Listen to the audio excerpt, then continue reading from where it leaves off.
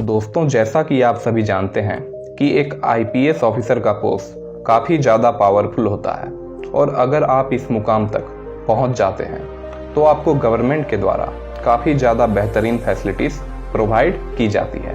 तो दोस्तों, आज की इस वीडियो में मैं बात करूंगा आईपीएस ऑफिसर्स को दी जाने वाली 10 बेहतरीन और अनोखी फैसिलिटीज़ के बारे में। तो दोस्तों, इस वीडियो के साथ अंत तक बने रहिए। चलिए दोस्तों, वीडियो शुरू करते हैं। Number 10, security. दोस्तों, आईपीएस ऑफिसर का पोस्ट लॉ एंड ऑर्डर को मेंटेन करने का होता है। इसके अलावा आईपीएस ऑफिसर महीने में सैकड़ों लोगों को विभिन्न आपराधिक गतिविधियों के कारण गिरफ्तार करते हैं, इसलिए अपराधियों द्वारा बदला लेने की संभावना अधिक होती है। इसी वजह से आईपीएस ऑफिसर को गवर्नमेंट के द्वारा सिक्योरिटी प्रदान की जाती है। आईपीएस ऑफिसर के साथ हमेशा 2 से 3 सिक्योरिटी गार्ड्स सुरक्षा घेरा में मौजूद होते हैं। इसके साथ ही आईपीएस ऑफिसर के घर के मेन गेट पर तथा घर के बाहर भी सिक्योरिटी गार्ड्स हथियारों से लैस होकर तैनात होते हैं। Number 9, salary. दोस्तों, भारत में जब से 7th पे कमीशन लागू हुआ है उसके बाद से ही आईपीएस ऑफिसर की सैलरी काफ़ी ज़्यादा आकर्षक हो गई है। तो दोस्तों, आइए जानते हैं आईपीएस ऑफिसर की सैलरी के बारे में। तो दोस्तों, जब आईपीएस ऑफिसर प्रोबेशन पीरियड के दौरान अपना पदभार ग्रहण करते हैं तो उन्हें जो पहली पोस्ट मिलती है वह डेप्यूटी सुपरिटेंडेंट ऑफ पुलिस यानी डीएसपी की पोस्ट मिलती है। इस दौरान आईपीएस ऑफिसर की मंथली सैलरी 56,100 रुपीज़ के आसपास होती है। अपने 1 साल की सर्विस पूरी करने के बाद जब IPS officer additional superintendent of police यानी एएसपी के रूप में प्रमोट होते हैं तो उनकी मंथली सैलरी 67,700 रुपीज़ तक पहुंच जाती है। इसी तरह से आईपीएस ऑफिसर जब अपने 4 साल की सर्विस कंप्लीट करने के बाद सुपरिटेंडेंट ऑफ पुलिस यानी एसपी के रूप में प्रमोट होते हैं तो उनकी मंथली सैलरी बढ़कर 78,800 तक हो जाती है। तो दोस्तों, जैसे जैसे आईपीएस ऑफिसर का प्रमोशन होता रहता है वैसे ही उनकी सैलरी भी बढ़ते जाती है और यह सैलरी बढ़कर 2,25,000 रुपये तक पहुंच जाती है। हालांकि यह सैलरी किसी पार्टिकुलर डिवीज़न, सब डिवीज़न या एरिया के हिसाब से काफ़ी ज़्यादा भी बढ़ सकती है। Number 8, study leave. दोस्तों, यदि कोई आईपीएस ऑफिसर अपने आगे की पढ़ाई को जारी रखते हुए विदेश से उच्च शिक्षा ग्रहण करना चाहता है तो गवर्नमेंट के द्वारा आईपीएस ऑफिसर को आईएएस ऑफिसर के तरह ही स्टडी लीव दिया जाता है। साथ ही साथ आईपीएस ऑफिसर की पूरी पढ़ाई, विदेश में रहने खाने के खर्चे आदि सरकार ही उठाती है। हालांकि आईपीएस ऑफिसर्स को मैक्सिमम 2 साल तक की ही स्टडी लीव दी जाती है। Number 7, unofficial benefits.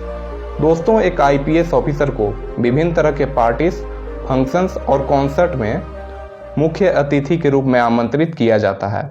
इसके अलावा आईपीएस ऑफिसर्स जिस भी जिले में पोस्टेड होते हैं, अगर वहां पर नेशनल लेवल का क्रिकेट मैच होने वाला है तो आईपीएस ऑफिसर्स को वीवीआईपी पासेस भी मिलते हैं क्रिकेट मैच देखने के लिए। तो दोस्तों, इस तरह से आईपीएस ऑफिसर को ऑफिशियल बेनिफिट्स के साथ कई तरह की अनऑफिशियल बेनिफिट्स भी मिलती है। Number 6, official trips. दोस्तों, एक आईपीएस ऑफिसर को आधिकारिक यात्रा के दौरान मुफ्त में हवाई यात्रा करने की अनुमति होती है।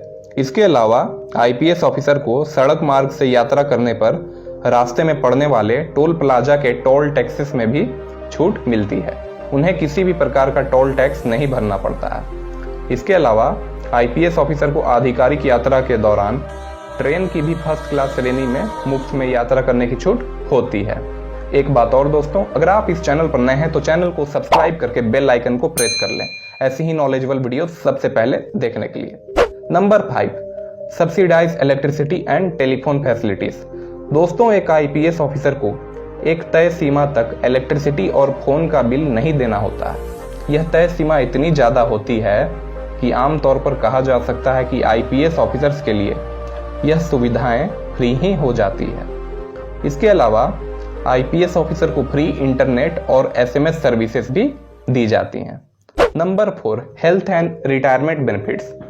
दोस्तों, एक आईपीएस ऑफिसर को काफ़ी सारे हेल्थ बेनिफिट्स भी मिलते हैं। जैसे उन्हें अस्पताल में फ्री मेडिकल ट्रीटमेंट्स दिए जाते हैं। इसके अलावा आईपीएस ऑफिसर को मेडिकल लीव्स भी दी जाती है। साथ ही साथ आईपीएस ऑफिसर को रिटायरमेंट के समय 80 से 85 लाख रुपए दिए जाते हैं, जो कि आईपीएस ऑफिसर के पीएफ यानी प्रोविडेंट फंड के पैसे होते हैं। हालांकि रिटायरमेंट के बाद आईपीएस ऑफिसर को सरकार द्वारा किसी भी प्रकार का पेंशन नहीं मिलता है। Number 3, vehicles. दोस्तों, एक आईपीएस ऑफिसर को सरकार द्वारा एक आधिकारिक वाहन भी प्रदान किया जाता है। इसके अलावा आईपीएस ऑफिसर को वाहन के साथ कांस्टेबल के रूप में एक ड्राइवर और एक बॉडीगार्ड भी दिया जाता है। इसके साथ ही आईपीएस ऑफिसर के वाहन का मेंटेनेंस, पेट्रोल डीजल आदि का खर्च सरकार ही उठाती है। हालांकि आईपीएस ऑफिसर को अपने वाहन पर किसी भी तरह की बत्ती लगाने की अनुमति नहीं होती है, क्योंकि जैसा कि आप सभी जानते ही होंगे, साल 2017 में केंद्र सरकार ने एक फैसला जारी किया था, जिसके तहत वीआईपी वीवीआईपी के लाल, पीली और नीली बत्ती के उपयोग पर भारत में पूरी तरह से प्रतिबंध लगा दिया गया था। हालांकि तमिलनाडु और वेस्ट बंगाल गवर्नमेंट द्वारा इस नियम में संशोधन करते हुए इन राज्य सरकारों ने अपने यहाँ सिर्फ नीली बत्ती का उपयोग जारी रखा। तो दोस्तों, इस तरह से पूरे भारत में केवल तमिलनाडु और वेस्ट बंगाल ही ऐसे 2 राज्य हैं जहां आईपीएस ऑफिसर अपने वाहन पर फ्लैशर के साथ नीली बत्ती का उपयोग कर सकते हैं। Number 2, official passport. दोस्तों, एक आईपीएस ऑफिसर को नॉर्मल पासपोर्ट के साथ साथ एक स्पेशल तरह का भी पासपोर्ट इशू किया जाता है, जो कि व्हाइट कलर में होता है। इस पासपोर्ट के जरिए आईपीएस ऑफिसर को एयरपोर्ट पर तलाशी से छूट मिलती है। इसके अलावा इस पासपोर्ट के जरिए आईपीएस ऑफिसर जिस भी कंट्री के आधिकारिक दौरों पर होते हैं, वहां उन्हें गेस्ट की तरह ट्रीट किया जाता है। Number 1, residential facilities. दोस्तों, एक आईपीएस ऑफिसर को सरकार द्वारा वीवीआईपी क्षेत्र में सुंदर सा सरकारी आवास भी आवंटित किया जाता है। जब आईपीएस ऑफिसर डिस्ट्रिक्ट एसपी के रूप में पोस्टेड होते हैं, तो उनका घर तथा ऑफिस एक ही बिल्डिंग में होता है। इसके अलावा आईपीएस ऑफिसर को दिया जाने वाला बंगला काफी बड़ा होता है। साथ ही साथ आईपीएस ऑफिसर को बागवान, रसोईया, गृह सहायक भी दिया जाता है इस बड़े से घर के साथ। इसके अलावा आईपीएस ऑफिसर चाहें तो खुद का घर भी खरीद सकते हैं। इसके लिए आईपीएस ऑफिसर को आईएएस ऑफिसर के तरह ही काफी कम इंटरेस्ट पर बैंक से लोन भी मिल जाता है। तो दोस्तों, इतनी सारी बेहतरीन फैसिलिटीज आईपीएस ऑफिसर्स को प्रदान की जाती है। तो दोस्तों, आज के लिए इतना ही। तब तक के लिए जय हिंद, वंदे मातरम।